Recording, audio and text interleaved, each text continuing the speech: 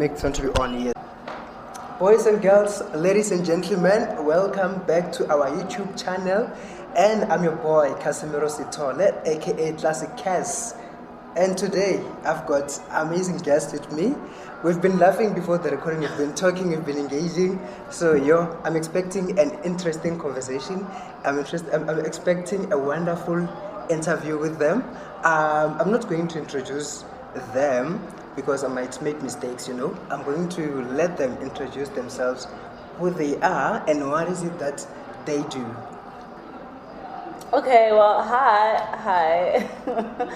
My name is Marlene Monique, and I am from Gun-Free South Africa. That is wrong. So that is wrong. Hi everyone, I am Monique Hansen and I work in the Western Cape as a program manager for Gun-Free South Africa. Yeah. So basically, I'm happy to be here. Okay. In Joburg, getting the vibes, keeping the vibes, Yes. receiving the vibes, Feeling the heat. feeling Feeling the heat. Oh my But God. if it here is this hot, how is Western Cape right now? No, we always have that Cape Town breeze. Is It's it? always a Is wind. it? Yeah. Guys, we need to go to Cape Town. Let's get Yeah. the money and go to Cape Let's Town. relocate. Let's relocate. Time. Money. Please send us money so that we can go to Cape Town. Please send us the money. But you heard them talking about Gun-Free South Africa. It's where they are from. So today we're talking about guns, basically. That's what we'll be talking about. Yeah. So, okay. You guys are from Gun-Free South Africa. And my first question that I have for you guys, before I go to the ones that they sent me here, because I've got questions that they sent me here that I must ask you. Now I want to ask, in our communities we've got those shops that sell guns, toy guns, right? To the children. What do you think those toy guns do to the child in terms of their development? Like, for them to become better people in future. Let's say when they're grown-ups, to become police officers or criminals, or we don't know whichever path they take. So what do you think is the role that they play in grooming a child, those toy guns? Okay, so we actually have a toy gun campaign in the Western Cape. Okay. Yeah, in ECDs. So we deal with okay. like small children in the ECDs, but Monique focuses a lot on that, so she'll explain further. So, I'm just going to talk about what we do before I give you the answer. Yes. So we have this ECD toy gun campaign. So how we start is we start looking for ECDs because ECDs are where the children's at. So we're not going to just find random kids. We know that at this ECD there's going to be kids there and the kids have parents or caregivers. Yes. So we chose to focus on ECDs. The ECD, we speak to the principal. The principal and the main kind of teacher will come to one of our workshops and we do a country zone training with the teachers and the principals. And in that training, we speak about gun policy, we speak about the risks of guns. We just give them the knowledge of gun violence, gun access, what the laws is about guns, those kind of things. After that, they agree to have this space make a gun-free zone. And with the gun-free zone launch, when we take the materials, with the material that says gun-free, this is a gun-free zone. Yes. When we go and take that policy and the gun-free zone material, we also do a toy gun campaign, which means we speak to the children about, because they're seeing this sign here, but they don't know what it means. Yes. So we need to go down a bit and go on to their level. So that's why we chose to do a toy gun campaign. And the toy gun campaign is that we do a kind of program that gives the kids the idea of what is bad and what is good. So I will show them a picture of a flower and they would say it's good because of the flower. Okay. And then I would show them a picture of a knife and they would say it's bad. Some of them would say it's good, but that's just jokes. Yes. And then I would ask them, okay, so what do you do with a flower? And they would say, we smell it. What would you do with a knife? When you see the knife, we don't pick it up, we tell our parents that there's a knife there, we can't touch it. Then the last picture is always a gun. So I show them the gun and they would say, we shoot. Because that's the reality in our communities. Yeah, that's what they know. Because if I show them a fire, they would say, Now we burn our hands, we make ourselves warm or whatever. And a gun, they would know exactly what a gun does. So and I would ask them, and that's how I start my conversation with guns with them. Where have you seen a gun? They would say the uncle in the street had a gun. The police officer has a gun, and that's also how I bring SAPs in. And SAPs would also explain that guns are only for police officers and for the army or security. Other people should not have guns, and that's how we bring in the guns in that conversation. It's a long process, but we have to make it fun for the kids to understand. We also teach them a song. I'm speaking so long. Yes. We teach them a song at the end that just speaks about guns are dangerous, very, very much.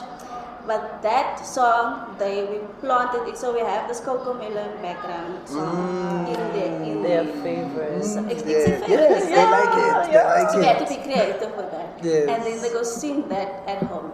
And the parents would ask like, what's happening? Why are you singing this? But we also include the parents in our country zone launch. We let them know that this is going to happen. We're going to speak to kids about the guns. And then the parents can decide if the kids have a toy gun at home. Yes. They bring it to the ECD that day of the launch, and then they burn it. We burn it and to show them, but this is how we distract guns. So we bring all of our projects basically into that little project, because we know that guns need to be distracted. At the end, I'm speaking very long, but to give you an answer, like I told you, the kids know what guns do. They know the people who has guns, because they can say it without you having to say it to them. They can tell you what's happening. The kids talk about what a gun sounds, what a gunshot sounds like when it hits the wall or when it hits the human. They know exactly. And they know the difference. Exactly. And surely this is the current generation that we're talking about. The previous one didn't know much. Yeah. So it's because the kids are exposed to this every day in our communities. We don't even run. We know we don't run away from the gunshots. We go and see who's the one shooting and who's the one getting shot at. Yes. The kids can tell you that, and that's the reality of our communities. It's very sad that the kids can tell you that this is how a gunshot sounds when it hits you.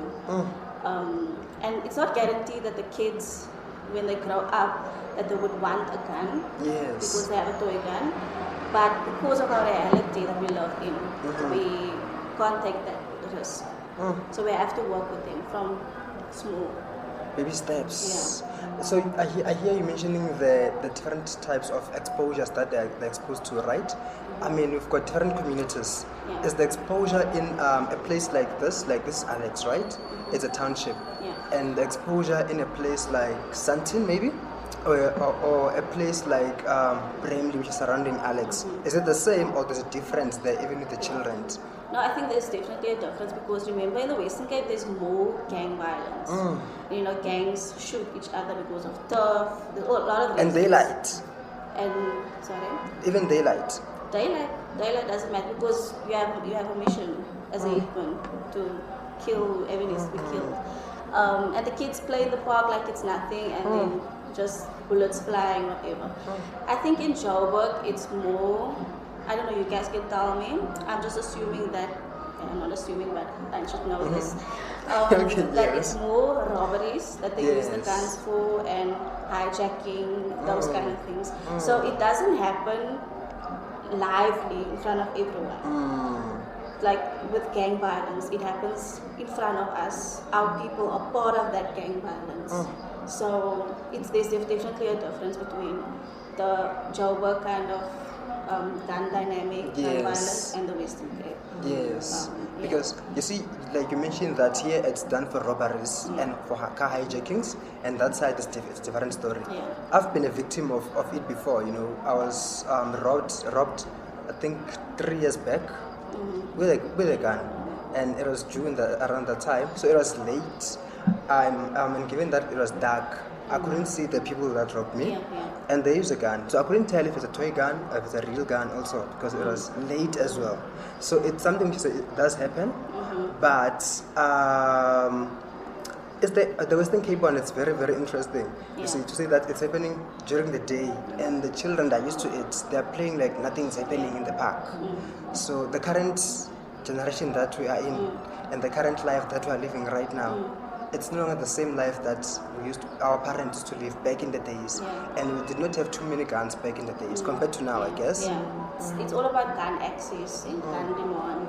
People wanted to protect themselves as well. I think in the Western Cape, a lot of people don't have guns in the like the smaller communities like Nova Park, Atlantis. A lot of people don't have guns as a protection. We only have a lot of illegal guns in our communities. Where in other provinces or other communities, the people would have legal gun owners to protect themselves, and that's the reason. Where in like before, generations before, people didn't have the need to protect themselves because crime wasn't that's high. And I think that will also be the difference between the different communities. Yes. Because when you look at, for instance, Yeovil, where I reside, Yes. it's illegal guns, mostly illegal guns. But then you look at Josanton, it's legal gun owners. That's why we're able to, in Yeovil, we see guns day in and day out. We get robbed at this time of the day. I was once robbed at this time of the day, during the day, exactly. But then I later found out that it was a toy gun. Guys, who hasn't been robbed? That's the thing.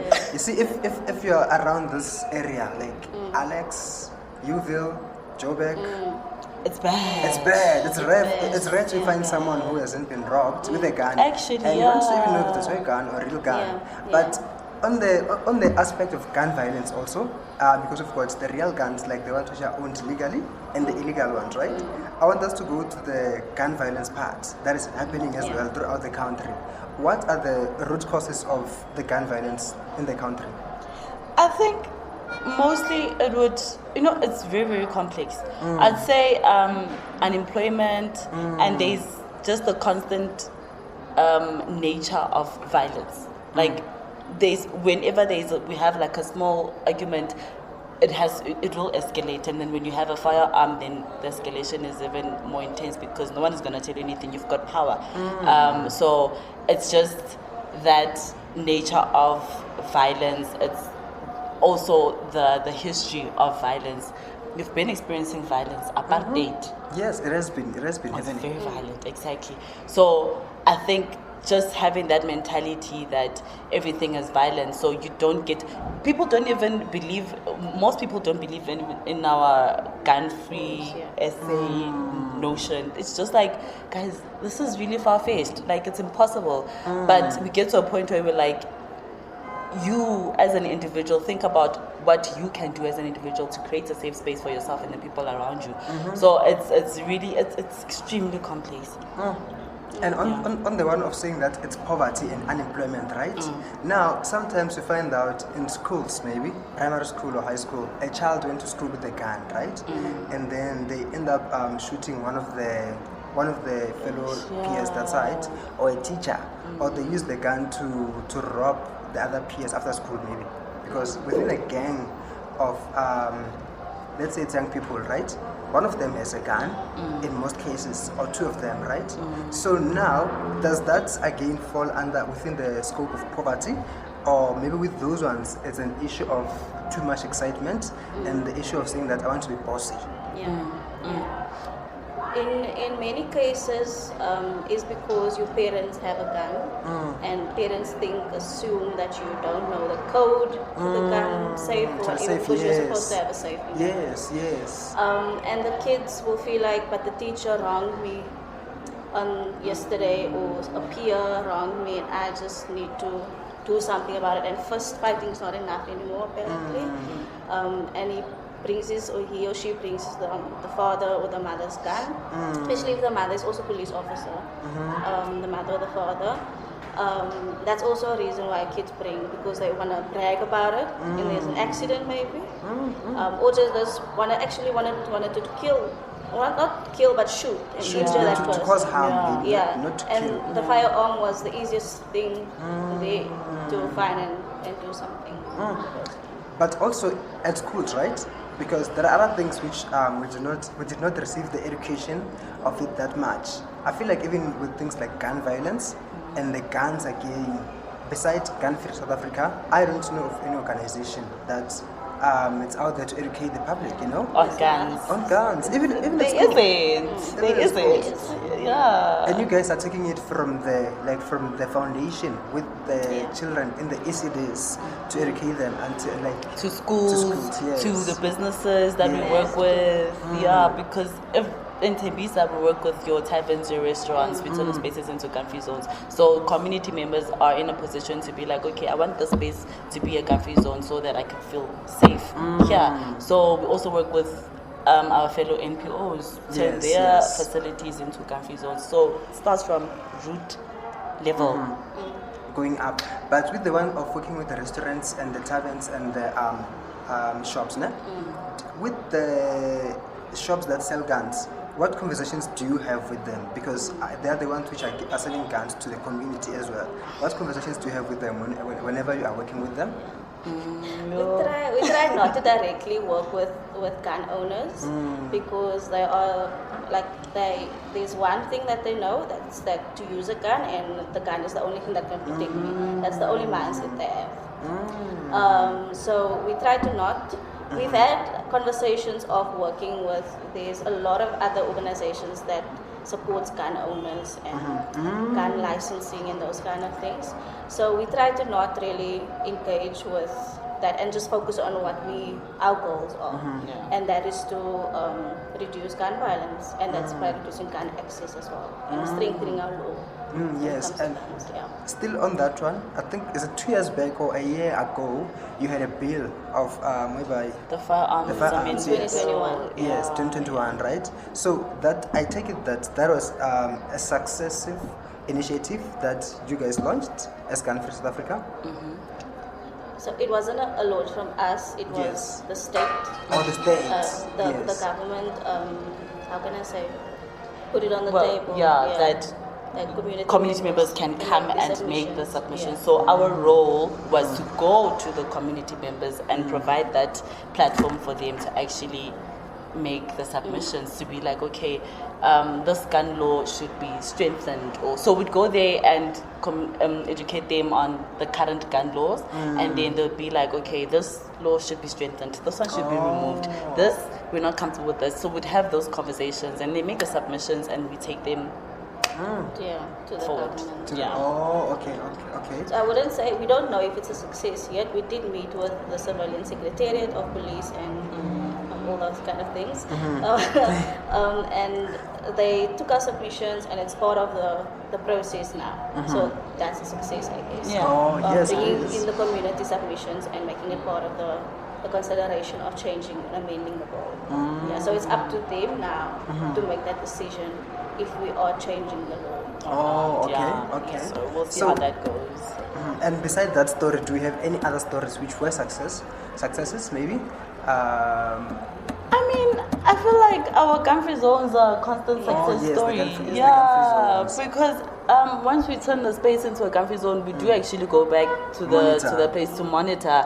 Maybe like after 3 months or 6 months to see if it's it's actually being effective. And then we'd have conversations. So for instance, in Tembisa, we'd have conversations with like the customers, the restaurant customers or taverns or whatnot, and we'd have conversations with them for okay, Shapo. How do you feel coming to this place, which is a gun-free zone? And we've had them actually say, I feel very much comfortable coming here because I feel really safe. The fact that it's a gun-free zone, I can even invite other people. I know I'm safe being here, so I can actually spend my money here. You know what, and have fun. It's very much safe here. Exactly, understand? So I feel like it's a constant success. The gun-free zones, and also it creates ongoing awareness and ongoing conversations, because it doesn't stop in the tavern, it doesn't stop in the restaurant. It helps other people to be more aware of these guns in the community. What are we going to do as a community to make sure that the guns move out of the community? So it's more of an individual introspection. I am in a position to do something, because most of the time we're like, SAPS is not working, SAPS is corrupt and whatnot. Exactly. But what are you doing personally to make a difference? So gun-free zones are there to give you a platform to have a say on your safety, basically. Okay, so I guess we're talking about the part of taverns not being safe spaces, right? And also people not carrying guns when they go to taverns. Ne? I want to take it to the part of the guns themselves. Is there any importance in the public, besides our law enforcers, the public having guns? Is there any importance under the code or the name of self-defense? Is there any importance? I just feel like there isn't, because the minute you have a gun, you put yourself at risk. So it can get stolen from you and it will be used on you. On you, yes. And also another thing is, once you have it, like I mentioned, the violence will escalate instead of it actually going down. So the chances of you pulling out that firearm are actually high. So I feel like when you don't have a gun, you tend to be more conscious and you step away from arguments and all of that, because you're just like, okay, I'm not gonna, And thing is, with also being in a tavern, you probably have been drinking irresponsibly, so yes. you are not in a position to make conscious decisions. One minor argument, someone stamps on your foot, you're just like, let's go. But you see now, and you had it because you were trying to defend yourself, but it ends up actually killing you. And we do get fights in taverns. Yeah. It's I don't want to say it's normal, but it's not normal. It's not normal. It's not normal, yes. But it's been normalized by society that every Saturday night there was a fight. Yeah. It's like, it was just a fight. But when there's a gun involved, it escalates. Like Marlene said, it escalates immediately. Because someone can get killed. Yes, and if there was no gun involved, maybe someone will be harmed only, and then you'll be safe after that. But then also within Africa, ne? And also to the universe, ne? In terms of gun violence, how are we as the country comparing to the other countries? Are we, because in terms of safety, I know that we're not the safest country. Then in terms of gun violence, how are we? Where are we? I know. Where are we? So bad. Because we're not the safest. Yeah, I mean, I feel like also the poverty and unemployment really plays a huge role, and law enforcement plays a huge role as well. In other countries, law enforcement, well, we don't hear about the corruption, and they actually do give back to the community members, even if they are corrupt, but they actually are effective. They actually do their jobs, and they're out there in the streets protecting civilians, which we hardly see in South Africa. Law enforcement can, really be corrupt, and a lot of things go on here. So I think it's just, so as South Africans, we're really, really comfortable, but the unemployment really plays a huge role. And the fact that we can't trust our law enforcement. Like, when something happens, when we know someone has a gun in their house and it's dangerous for other people living around them, we don't go tell SAPS, because then SAPS will go tell that person that this person snitched. Exactly. And then you get killed in the process. I don't know if it's the same in other countries where they can. I feel like there's always visible policing around, and the justice preserves, man. Yeah. And here people just get off like they 1,000 rand bail, like.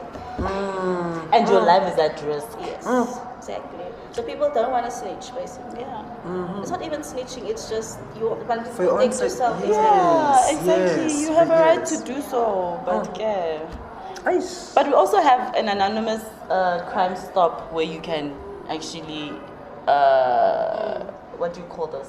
Report anonymously. Yes. Can we even trust that process? Because they might, IT. They might track you down. The hacking and the Hey guys, South Africa is a mess. So, okay, within you were saying that we can't trust our law enforcement that much, right? To that extent. In terms of a person or an individual going to get a training about how to shoot, but then after that you don't own a gun, just to get a training, is that advisable? Like, just go and get a training of how to use a gun, but then after that, we're not saying that you must go and get a gun. You're just using it to know that if someone maybe attacks you with a gun, you know what to do, how to defend yourself? We've got self-defense trainings, women's self-defense trainings that we host in our communities. Okay. So it's us advising them, don't get a firearm, rather learn how to defend yourself physically instead of. So we can never Like using your advise. karate. Yeah, exactly. Other ways, we can never advise a person to go and learn how to shoot, because now it's yes. like we're encouraging you to go and get a firearm After because that. now you know how to shoot. Eish. So there are other ways to. So if actually it's go. not self-defense workshops, it's making sure lessons for a stronger gun law. So that you don't get someone that just breaks in with a gun. And, and you can't really physically support, defend yourself. Yes. So we would never say, like, go get a gun. No. And if maybe let's say that you are arrested, right, for a criminal offense that involves you shooting someone, maybe when you get arrested, what's the period of you going to jail? Maybe like what time are we looking at? For murder. For murder, yes. If you use the gun. Yo, I don't know. Isn't it 10 to 15? Maybe If can be for around murder, it those. should be live. Like Like at this moment, we don't have the facts to Yes. speak on how many. It really depends on the situation, I guess. And I don't know the person, and the judge. yes, But yes. it's really it depends on the situation. And if I've got previous cases, if Cases I've, and all of those kind of- but we don't have the facts to directly tell you that this is how many years they get. And then with our, okay, so there's one of the questions here. I'm not sure if you guys will understand it because I don't really understand it. So they sent me to, they're saying that how do mass shootings differ from other types of gun violence? That's the question. So I'm not sure if I understand that question. How do mass shootings differ from other types of gun violence? Well, mass shootings is mass. more than one person. Mass shooting. Mass. Okay. Mass shooting, it's more than one person getting shot and killed. Oh, And then okay. other forms of gun violence is the robberies where I'm getting shot or, hijackings. Yeah. Relationship where a woman gets shot and killed by her husband. Inside. And mass shootings is when there's a variety of people, like a lot of people, like maybe Yes. at an event. Yes. And then a person comes and decides to shoot at these people. So or maybe like that would be. if it's a war between two countries. Yeah. Yes. Something like that. Yes. We also haven't had a lot of that, like comparing to the US. Yes. But it's become worse here by us now. We had it last year, almost. Last year, there last was year. there was a few mass. So if I'm not mistaken, Eastern Cape at Taverns. Oh yes. Yes. And then because we are also here to learn, like I'm learning here, I've learned so much already. In terms of the gun-free zones, right? If maybe in a place they want to make it a gun-free zone, what is it that they do? You contact us and we will schedule a date with you and we come and host a workshop. So it depends what kind of a place it is. So if it's your taverns or restaurants or ECD, everyone who uses the space and your house, exactly. So whoever uses that space, we will have a workshop with them. So we also invite SAPs, the SAPs from that particular area, so they'll know this particular place is a gun-free zone. We host a workshop and from there we develop a policy. Well, that place develops a policy which is like the laws, how they want their gun-free zone to look. So if they want the maybe law enforcement is allowed to enter with a firearm, they will state it on, but also if there are law enforcement, what should they present? If they're not in uniform, should they have a tag or something to show that they're actually on duty? And then after that, we will take the policies and go print them and everything, and then we're gonna come back and launch the place as a gun-free zone. We also put it on Google Maps. Okay. So if a person is Googling the place, looking for a restaurant or whatnot, it will state underneath that this place is also a gun-free zone. So, and then we'll constantly go back to this place to monitor if it's working. it's still working. Okay, and then I feel like I'm not sure about this one though. I'm not sure if all the schools have applied for a for their spaces to be a gun-free zone, but I feel like they are the first spaces that should be applying, for them to be gun-free zones. Yes, because we've got children attending there, and it should be a conducive environment for learning, right? And it should be a safety space as well. Yeah. So, how often do you get applications from schools? Not ECDs like your schools. You do work in schools, right? Yeah, but by law, it says that every school has to be a firearm-free zone. So the firearm-free zone is declared by the Minister of Police, and so automatically your school has to be a firearm-free zone. So there's a difference between firearm zone and gun-free zone? Yes. Okay. The firearm-free zone is declared by the minister, and the gun-free zone is declared by the space, the community. The community that's using that space. And it's built on trust as well. So it's not like you can say, never mind, I'm not gonna say it. Okay. All right. Okay. But then now, because we've got places like your nature reserves, whereby people go and do hunting of animals there, and I think they use firearms there, right? But then only, is it licensed hunters, I think? No, they have to be licensed. They have to be licensed, right? Yeah.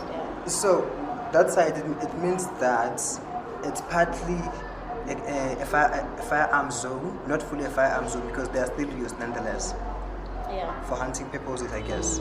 Yeah. So I think if the nature reserves offers the service of you can go hunt there, then it should be a licensed place, so that you can come in with your licensed gun. And we know that the law says that you can have 10 to 16 guns for hunting. So it's really up to the place, the nature reserve place. It's not good, but if you are nature reserve, like why are you living? Honestly, yes, because then we're not reserving it. And then in terms of the work that you guys are doing, when you are declaring places as gun-free zones, educating the public about the dangers of guns, what are the misconceptions that you get, like in the community, and stereotypes? Okay, first of all, when people see our name, they think we're giving out free guns. I'm just like, oh, because gun-free South yes. Africa.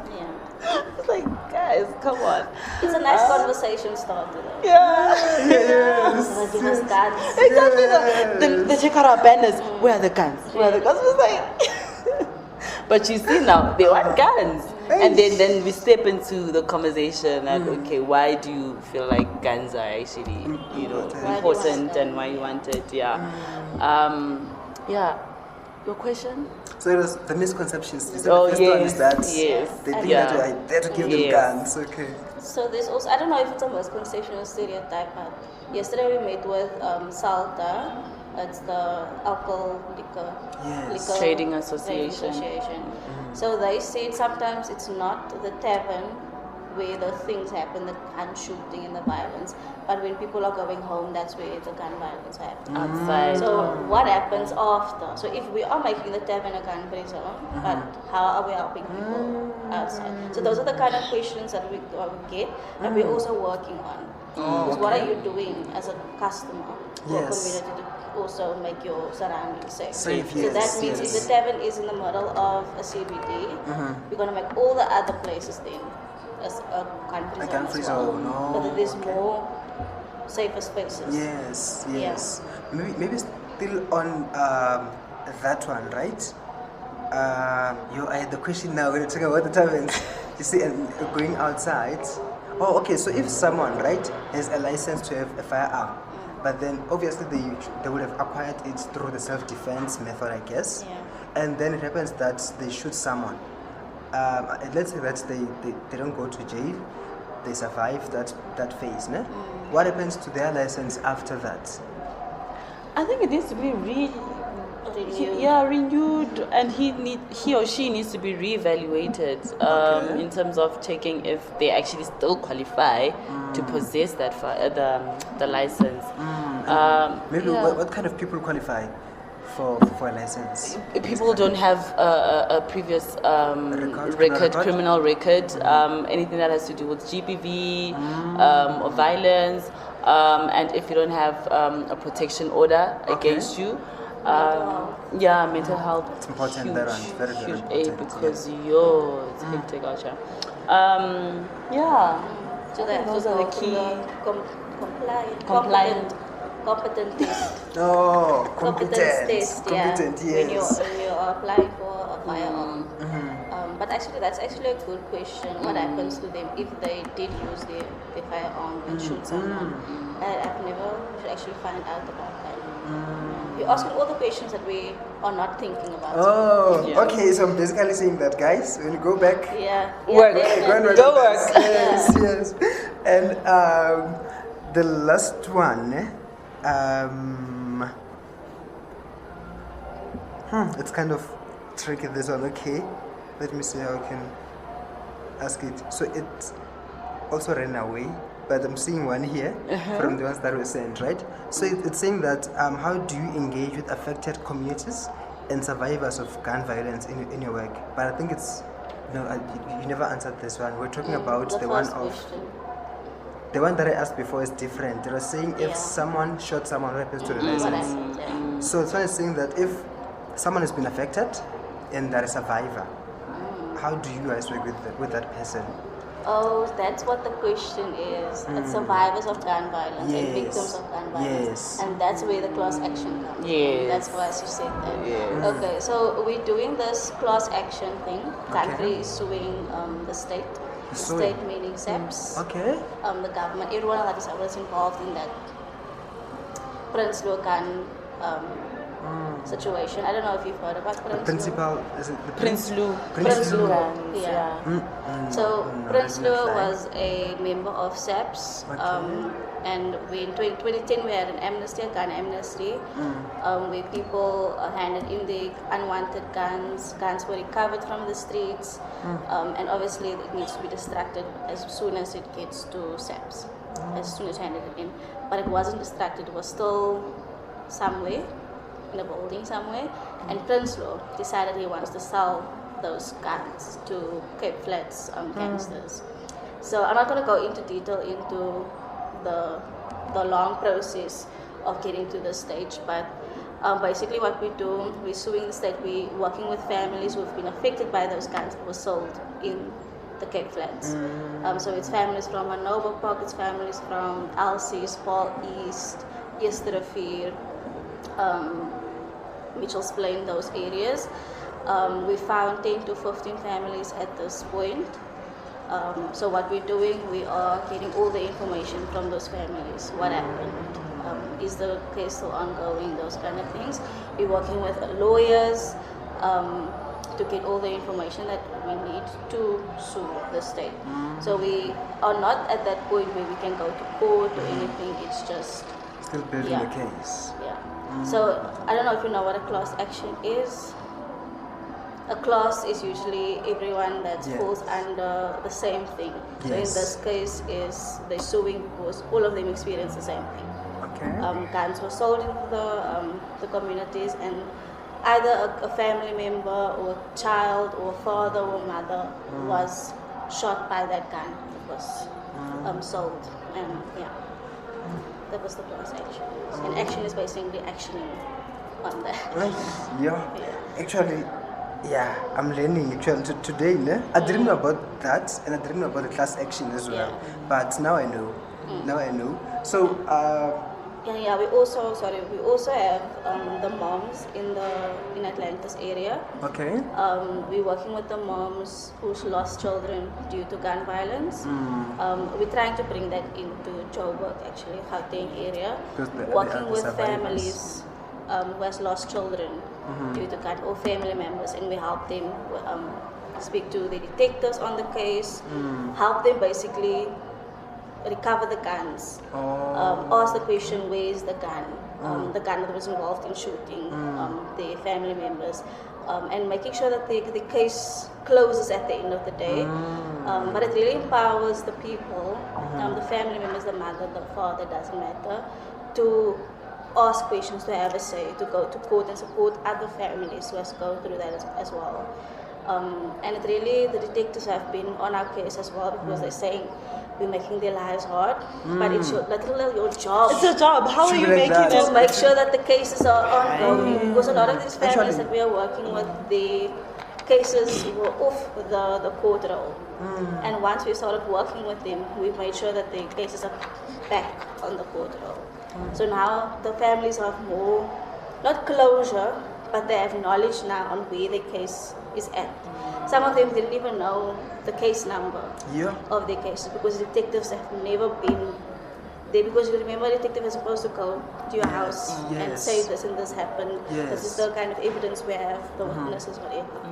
They never do. Some of them don't do that, and we're at that stage where we go to the detectives and we work with them to make sure the witnesses are there, the evidence is there. That everything is on track.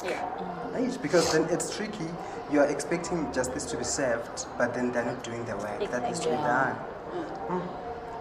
And besides working with the moms that are survivors, basically, what other projects or programs that you guys are having? Well, you know, the gun-free zones. We have the women's self-defense trainings that would have community dialogues, and would have marches, GBV marches. We have a GBV march that's upcoming next week in Tembisa. I think I saw one in your page that you were doing it, I think in Neuville. Was it in Neuville? When was it? No, that was for the electricity. Oh yeah, no, that we were doing for something different. Something different. Oh, okay. All right. As an individual, not as gun-free. Okay. All right. Activism. Yes. So yeah, we have another march that's coming next week. Where's it being done? Tembisa, yeah, GBV. So we'll be having discussions on the role guns play in GBV. So the community dialogues are also just to find out what are the kind of gun violence happening in the community, or what are the things that plays a role in why they have gun violence in that community. And that's where we get our men's dialogues, because we saw that men are killing their wives. So why are they killing their wives? So we're finding that out through our men's dialogues. We do the ECD thing in Western Cape. We want to bring it into Gauteng as well. I think that's it. We work with young people constantly by having them volunteer for us, or just having conversations with them about not getting guns when they get older. So it's a lot of projects that we are doing.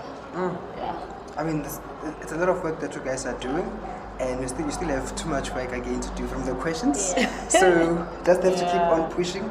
And I love the work that you guys are doing to ensure that the gun violence, it's no longer here, like to eradicate it totally, and to ensure that we no longer have illegal guns totally, and making sure that our children are empowered when it comes to knowing about the dangers of the guns, and not to steal them, because that's what they are doing, majority of them. So I like the work that you guys are doing. Shout out to you guys. And when people want to interact with you, or maybe find out more about your work, where can they reach out to you? Okay, so we have a website. Oh, okay. info@gfsa.org.za. And then you can find us on Twitter, which is at Gunfree South Africa. You can find us, you can find us on Facebook, Gunfree Mzansi, IG, Instagram, on Gunfree South Africa, and then you can contact us on 071-876-1135. I'm going to put the numbers down there on the video so that people can check them out, and the other handles that people can find you on them. It has been a pleasure having this conversation with you guys. Thank you so much. I learned a lot that I didn't know. We also learned.